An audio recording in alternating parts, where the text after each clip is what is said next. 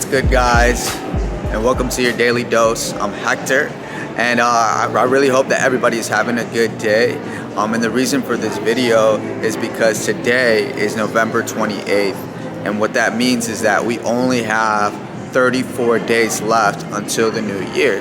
Now, I wanted to make this video because I know that this time around everyone is trying to make new goals, and I really wanted to set you up for success. So what I'm going to do is I'm actually going to show you 3 steps that you need to take in order for you to have a higher probability for your goals to be accomplished. So step 1, you need to have a clear goal. I think a lot of times what happens is that people make their goals very vague. So for example, they'll say, I want to make more money this year, or I want to read more books this year.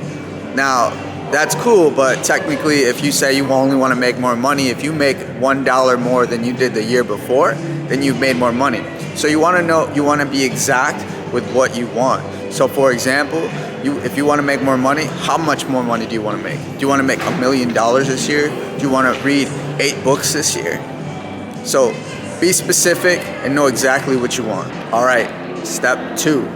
Next thing that we're gonna do is we're actually gonna reverse engineer it. Now, this may take a little bit longer, but I promise you that this is key, and it's going to help you make that goal a lot more simple than what it actually looks like. So for the example of the 8 books in 6 months, one of the things that you wanna do is you wanna ask yourself, okay, what do I need to achieve this goal? For you, it may be a skill set. It really just depends on the goal. It may be a product. Like, again, it depends on the goal. But for this example, they said that they wanted to read 8 books in 6 months. So what I had them do was decide on the titles of the books that they wanted to read. And then after that, they had to order the books and have the books by their start date. And what this does is it leaves no excuses for you not to achieve the goal, right? Because you can't say, oh, I didn't have the books in time, or I didn't order the book in time. Like, there's no excuses. So really what you want to do is make it as easy as possible for you to not make any excuses. After we determined what books they wanted to read, now we had to figure out how many books he had to read each month, or in how many days did he have to finish a book. So what I did was I took the 6 months, right, which equals out to 180 days, and then the 8 books. So the 180 days divided by the 8 books meant that he had to read each book in 22.5 days. So I just rounded down to 22 because I didn't want to go over 23 and then him not reach the goal in the amount of time. Perfect. So now we know that we only have 22 days to read each book. So now we have to keep going in a little bit deeper. We need to find out how many pages does he need to read of each book. So I'm going to make one example. So the book that he was reading was actually the 10X Rule, and it's about 204 pages. So then what I did was I took the 204 and divided it by the 22 days.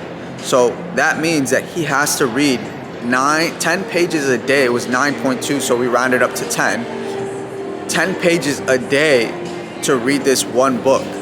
And then we did that for every single book, so to make sure that he was going to achieve that goal in 6 months. All right, so then the next thing that you want to do is you want to plan it. Pick a time that you know that you're free every day in order to achieve this goal. So for this example, this individual picked their lunchtime. So they're going to be reading and eating their lunch during this time, but they know that every single day at lunchtime that they have to read this book.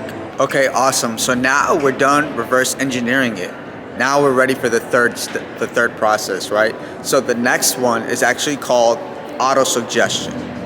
Now, I actually got this from a book called Think and Grow Rich, and there's a 4-step process. There's the set it stage, there's the see it stage, there's the live it stage, and then there's the share it stage.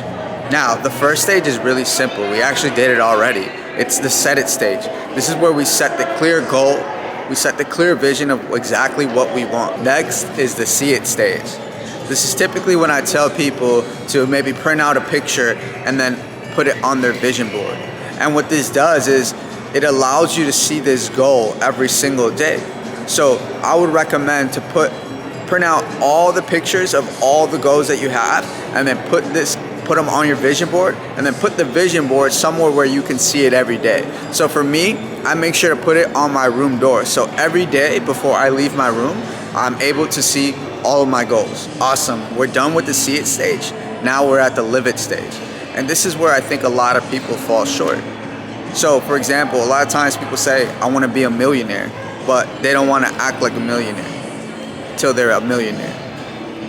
That doesn't make any sense. Like, how do you expect to become a millionaire if you're not acting like one, right? Just because you don't have the money in your account doesn't mean you aren't one. What you need to do is you need to start making decisions like a millionaire. You need to have habits like a millionaire.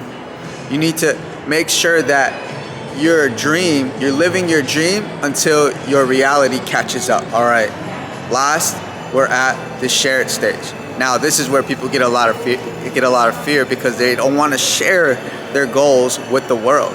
And the reason that they don't want to share this goal with the world is because they're afraid that they're going to fail at it, or they're going to have to tell everybody like, oh, I stopped doing it. And that's exactly why you need to share it with the world, because now you have the whole world holding you accountable to achieve this goal. Awesome. Now you have everything that you need to set your goals and achieve them. Two things I want to leave you off. One is that failure and success go hand in hand. There is not one without the other.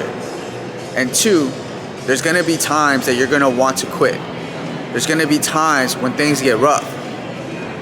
But you're not average. Average people quit.